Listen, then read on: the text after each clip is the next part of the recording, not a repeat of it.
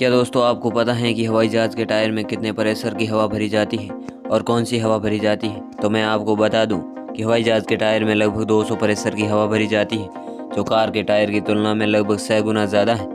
अगर हवाई जहाज़ 273 किलोमीटर प्रति घंटे की रफ्तार से भी ज़मीन पर उतरे तो उसे भी टायर झेल सकते हैं। और हवाई जहाज़ 200 या 250 लैंडिंग के बाद उसके टायर बदलने पड़ते हैं। क्या दोस्तों इससे पहले ये फैक्ट पता था? तो कमेंट करके ज़रूर बताना।